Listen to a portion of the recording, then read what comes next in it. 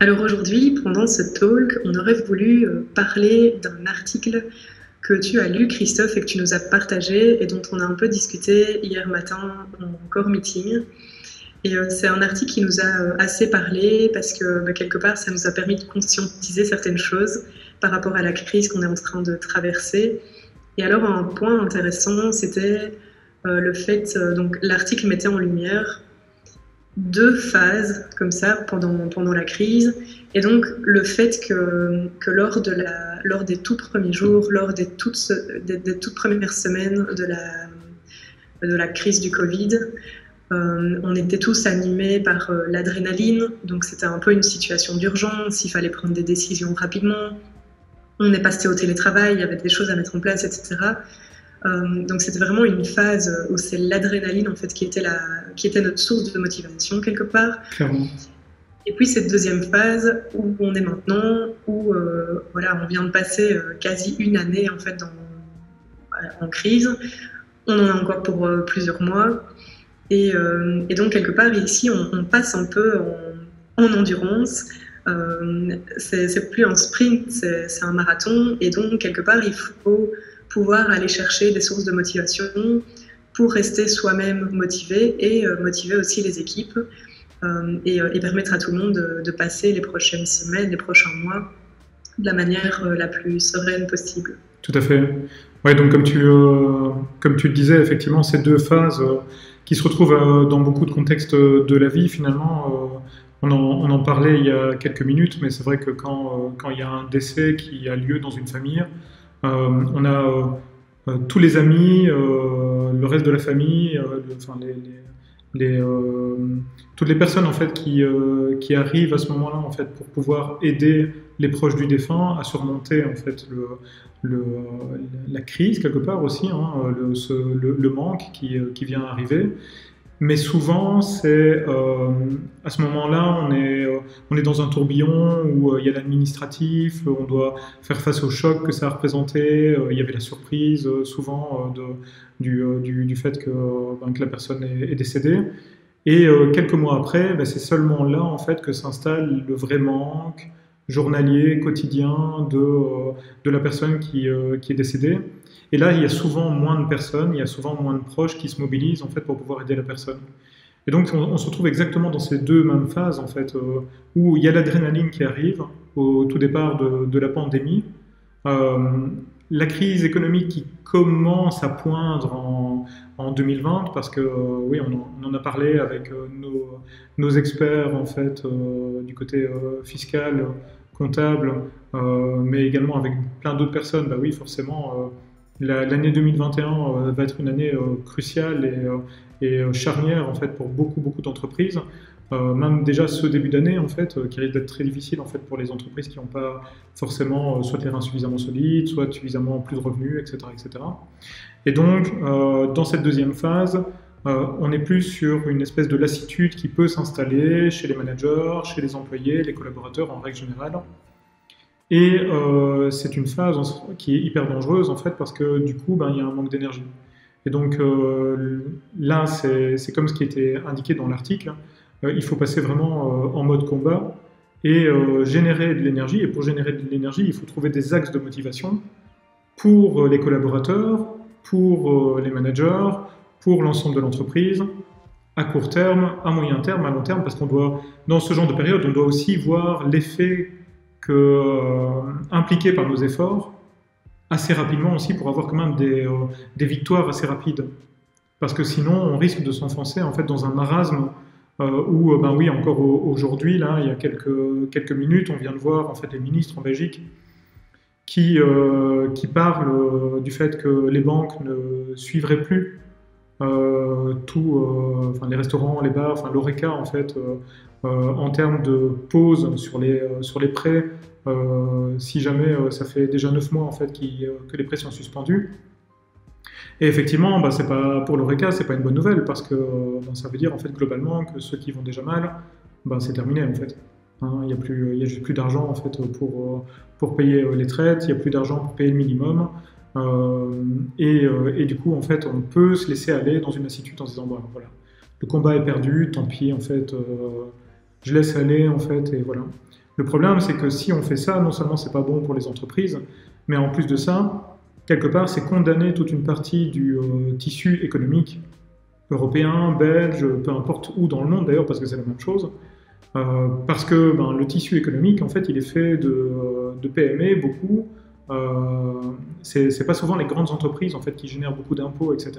C'est souvent les PME en fait qui vont générer beaucoup d'impôts. Les impôts, c'est ce que la communauté d'un pays va utiliser de façon à pouvoir entretenir les routes, payer les fonctionnaires, avec à tort ou à raison, pouvoir éventuellement investir dans de la recherche et du développement pour des startups, etc. Et si ce vivier d'entreprises n'est plus là, parce que les entrepreneurs en ont marre en fait, et sont épris de lassitude, ou les managers ou les équipes et ne veulent plus se battre en fait, parce que voient le mur arriver, si on arrive dans cette situation-là, qu'on ne va pas suffisamment chercher d'énergie, quelque part en fait, on condamne en fait, notre société telle qu'elle existe aujourd'hui, en tout cas. Ça c'est sûr. Et on risque de faire beaucoup de malheureux, parce qu'un manager qui craque, qui ne va pas suffisamment chercher d'énergie, c'est combien de collaborateurs derrière qui vont plus être entraînés, qui vont plus vers le haut, en tout cas, je veux dire, et potentiellement des emplois perdus, etc. Donc, le fait d'aller chercher de l'énergie quand il le faut et de trouver ces axes de motivation, c'est hyper important pour l'entreprise, pour le tissu économique, mais également personnellement, parce que une personne qui erre dans la vie comme ça, en fait, potentiellement au chômage, quel est l'axe de motivation, quel est quelque part à quoi sert la vie en fait. On en revient vraiment à la base de la pyramide en fait de la vie, où on se dit ok, c'est quoi mes objectifs aujourd'hui quoi.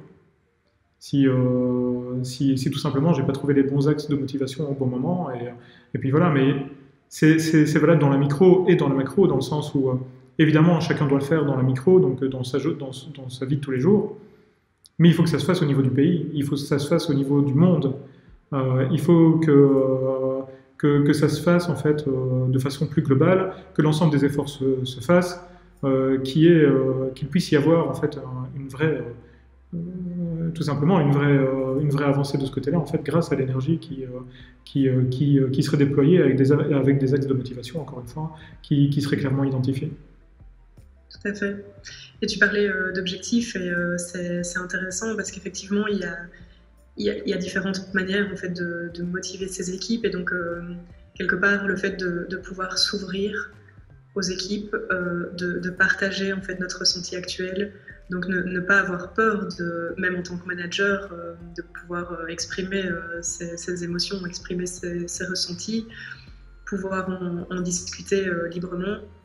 Et c'est vrai que parfois rien que le fait d'extérioriser la manière dont on se ressent, ça nous libère d'un poids, et puis on se rend compte que c'est partagé, en fait, qu'on est plusieurs à vivre cette situation et à la vivre intérieurement, je veux dire, de la même manière. Exact. Donc, ça, c'est déjà une chose. Et puis alors, il y avait un point intéressant en fait, dans l'article qui était faire la différence entre l'urgence et l'importance. Oui. Et donc, effectivement, il y a des fois, on se retrouve dans des situations où il faut traiter l'urgent. Et donc, on va mettre le paquet en fait sur des actions, des quick wins en fait, ou bien des choses qu'il faut juste traiter de manière urgente. Mais c'est vrai qu'après avoir traité l'urgent, il ne faut pas se dire voilà, j'ai fait ce que je devais faire, maintenant je me prends, je me repose sur mes lauriers quoi. Tout à fait. Et quelque part, l'important, c'est aussi se fixer des objectifs pour le futur. Et donc penser à l'après-crise, penser au comportement en fait, des utilisateurs, au comportement des clients qui changent. Enfin, les habitudes de tout le monde sont en train de changer.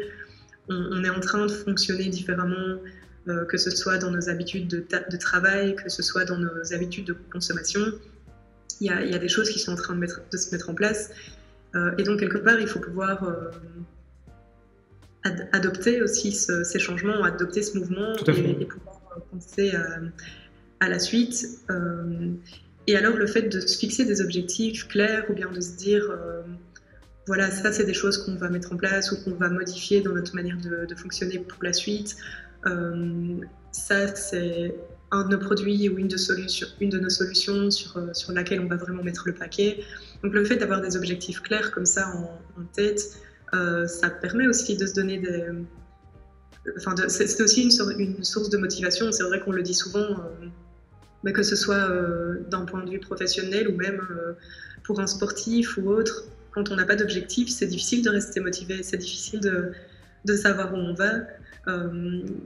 Quand on sait en fait qu'on a un marathon qui est prévu dans 2 mois, dans 3 mois, on est super motivé et on va tout faire pour s'entraîner.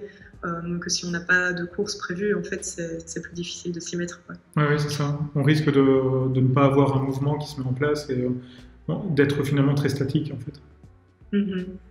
Et donc finalement, se fixer des objectifs, les communiquer avec les équipes, c'est aussi une chouette manière de motiver tout le monde.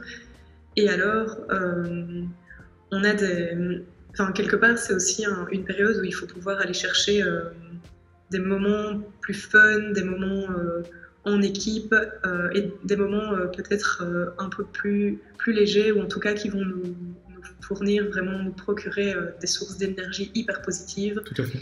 Et donc on s'en est rendu compte tous les deux, la semaine dernière en fait, on a eu toute une après-midi de coaching organisée par Charleroi Entreprendre. Et donc c'était une après-midi intense, on a enchaîné, c'était des périodes d'1 heure comme ça avec des entrepreneurs pour répondre à toutes leurs questions en termes de transformation numérique et de marketing digital.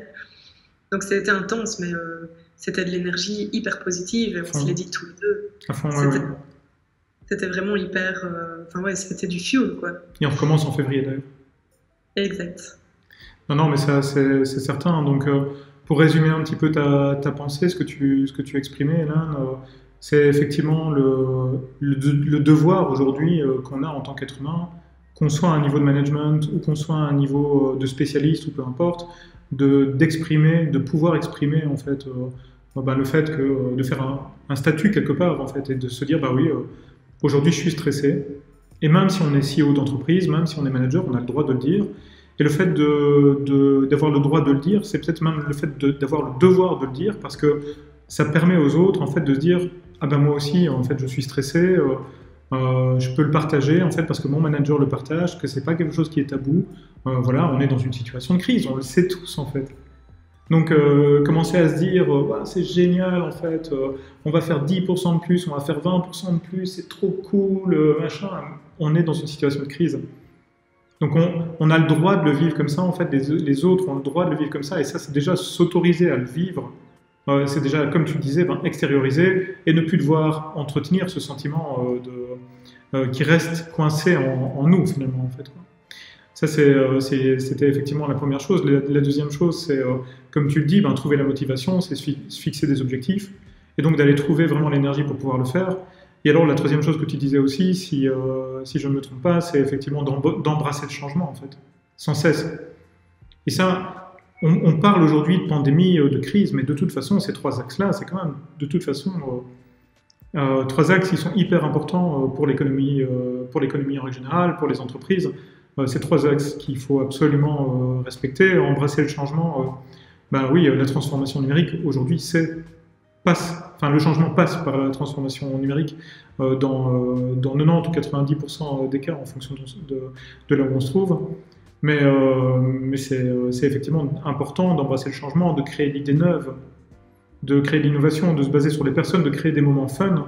Et donc en fait, quand je t'entends parler, forcément je pense à des méthodologies comme le design thinking ou le Fantastic Four, où on place les personnes d'une entreprise autour de la table, tout le monde se sent concerné, tout le monde peut s'exprimer, il y a la phase empathique, etc. Donc tout le monde peut s'exprimer, donc on s'exprime, chouette, on échange les choses, on ne gangrène pas ça, on n'enfouit pas ça en fait à l'intérieur de nous.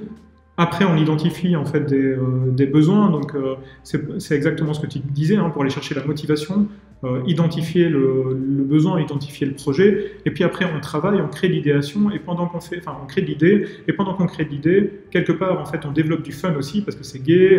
Pendant ce temps-là, en fait, on est dans le flow en fait, ou bien dans un état d'hypnose comme tu m'en parlais il n'y a pas tellement longtemps en fait, de se dire oui effectivement on voit pas le temps passer, on est avec les autres, on est autour d'une problématique, on va trouver une ou de multiples solutions. Et donc pour moi le design thinking aujourd'hui en fait ça permet tout ça, plus d'apporter aussi la transformation de l'entreprise en fait dans des moments où ne nous voilons pas la face. Aujourd'hui il n'est pas possible de réouvrir un restaurant en fait et de recevoir des gens. C'est pas possible. Donc ça sert à rien de dire ah c'est moche, c'est machin, c'est bazar. Non, c'est l'état des lieux, c'est comme ça. Il faut l'accepter, l'exprimer, exprimer sa frustration, mais l'accepter en fait. Et une fois qu'on a accepté ça, on se fixe des objectifs. Est-ce qu'on veut continuer l'entreprise ou est-ce qu'on ne veut pas la continuer? Si on désire la continuer jusqu'au bout, ça ne veut pas dire qu'on va réussir absolument, mais par contre, on a cette volonté de pouvoir le faire, et c'est les seules variables en fait qu'on a entre les mains, c'est de pouvoir se décider, non, moi je laisse pas tomber en fait. Je vais continuer, je vais jouer le jeu en fait, et je vais aller jusqu'au bout parce que j'ai des employés, parce qu'il y a un axe de motivation. Est-ce que pour autant les gens vont y arriver? C'est pas certain, mais c'est pas ça l'important, parce que ça, encore une fois, c'est pas entre nos mains. Et donc d'avancer et de pouvoir se transformer, de pouvoir vendre via des e-commerce. Bon, ça c'est vraiment le niveau 1, le niveau presque 0 en fait de la transformation numérique. Évidemment, faire un site de e-commerce pour vendre, mais aussi se faire connaître sur les réseaux sociaux, au travers de marketing digital, faire tout ça. C'est des choses en fait qui sont importantes et qui parfois ne demandent pas non plus des moyens exorbitants, quoi. Aujourd'hui, je pense qu'il est grandement préférable en fait de mettre 1500 euros ou 1000 euros en fait dans une séance de design thinking qui va pouvoir transformer l'entreprise en 4 heures de temps, plutôt que de continuer dans son train-train à dépenser de l'argent là où il ne le faut pas. C'est clair que c'est vraiment super important, quoi, sans vouloir jouer les moralisateurs, parce qu'on a tous nos défis en fait. Donc, je parle ici de l'Oreca en fait, mais bien entendu, c'est valable aussi pour notre secteur à nous, celui du digital. Bien entendu qu'on doit se réinventer. C'est pas pour rien qu'Underside sort des nouveaux produits en plein milieu du Covid, en fait, en plein milieu de crise du Covid, en fait. C'est parce qu'on veut continuer à être fort, à donner des objectifs pour nos équipes, donner des solutions à des clients qui, pour le cas de backup par Underside, des clients qui pourraient perdre leurs données en plus de la situation actuelle. C'est quelque chose qu'on ne veut pas, on veut les protéger, on veut être bienveillant, et ça en fait partie. Backup by Underside aujourd'hui, c'est la bienveillance même, en fait. C'est protéger à moindre coût, en utilisant la transformation numérique du cloud, etc., c'est transformer quelque chose qui pourrait être hyper négatif comme la perte de données, parce qu'on n'a plus le temps de faire venir ces informaticiens, parce qu'on n'a plus le temps de faire, parce qu'on n'a plus l'argent de faire venir ces informaticiens, etc., et donc peut-être en fait déclencher une perte de données à un moment donné, et puis pouvoir retrouver malgré tout ces données en fait au travers du produit en question. Donc c'est de la bienveillance finalement. C'est aussi ce que Gary Vaynerchuk en fait plaide aujourd'hui sur ses réseaux sociaux. En tant que CEO d'une société de milliers de personnes, c'est le seul et unique discours qu'il tient aujourd'hui, c'est « soyez bienveillants les uns par rapport aux autres ». En fait.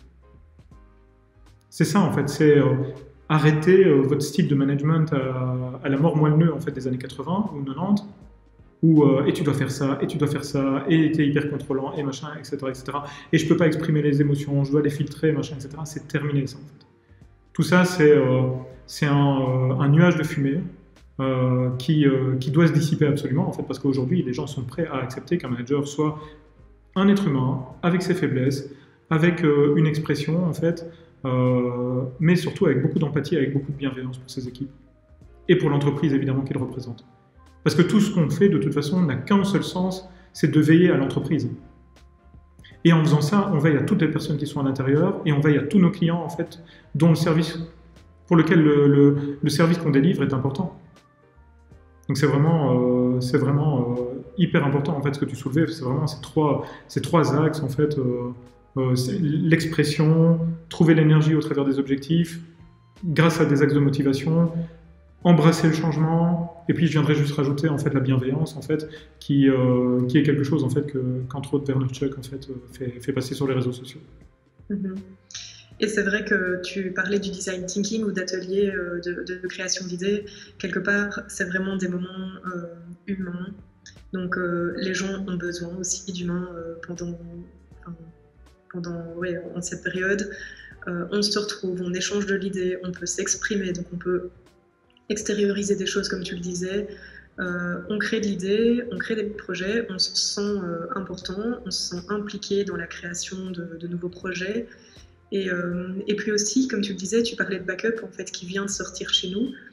Une fois qu'on a des nouveaux axes comme ça, donc non seulement avoir des objectifs en tête sur le long terme, ça permet de rester motivé, mais aussi sortir des produits comme ça et avoir des nouveaux angles d'attaque quelque part. Bien sûr. Ça permet aussi aux équipes d'avoir de la nouveauté, ça permet aux sales en fait de travailler sur leurs arguments de vente, etc., sur un nouveau produit. Ça permet au marketing de se faire plaisir aussi dans le marketing, dans la mise en avant d'une nouvelle solution. Et donc, quelque part, la nouveauté, ça motive aussi, quoi. Ça permet de sortir un peu d'une routine qu'on aurait pu pouvoir installer. Voilà. C'est ça, tout à fait. Et puis de croire au futur, en fait. Finalement, si on ne croit pas au futur, il y en aura plus, en fait. Je veux dire, pas le futur en termes de temps, en fait, mais le futur en termes de concrétisation, en termes d'existence pour les entreprises, d'existence pour les managers, pour les travailleurs, en fait, pour les collaborateurs de tout ça, en fait. Donc il faut absolument y croire. Et je pense que c'est le moment, on le disait dans un autre talk, mais c'est le moment ou jamais pour les gens qui ont un profil d'entrepreneur, les gens qui aiment créer, qui ont besoin de créer, dont c'est l'oxygène, en fait.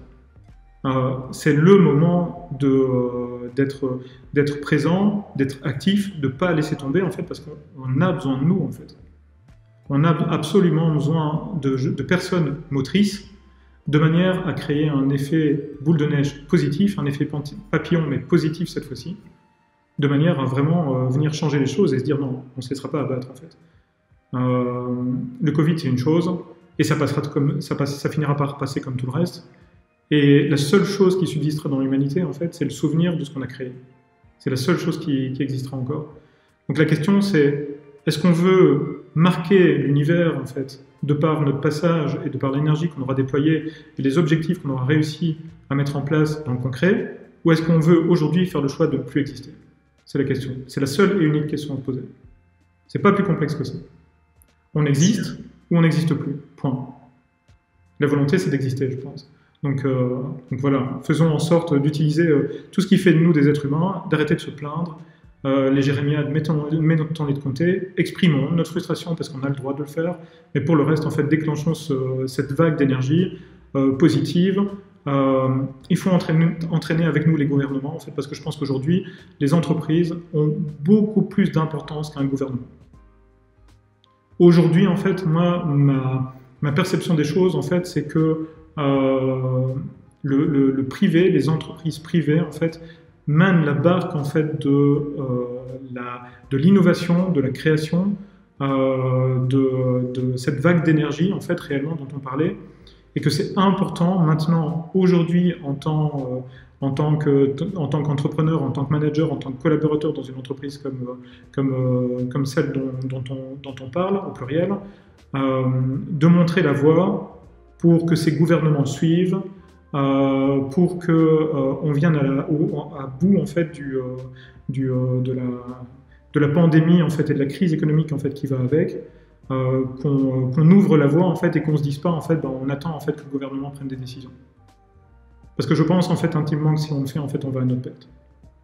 Et donc, le but ici, c'est de montrer, en fait, que des entreprises comme Apple, en fait, montrent qu'on peut encore créer, que des entreprises comme Underside montrent à son échelle, en fait, qu'on est motivé, qu'on est plein d'énergie, en fait, qu'on va continuer à créer de l'emploi tant qu'on le pourra, et que l'Eureka, qui a tellement de difficultés aujourd'hui, puisse malgré tout déclencher un élan positif au travers de sa digitalisation, au travers de ses vidéos sur YouTube, au travers de son message sur Facebook, en fait, qui doit être positif, empathique, qui doit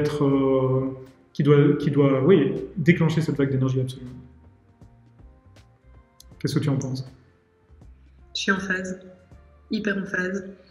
Et peut-être pour conclure, on serait curieux, en fait, de savoir les axes de motivation que vous mettez en place pour motiver, en fait, vos équipes, pour vous motiver vous.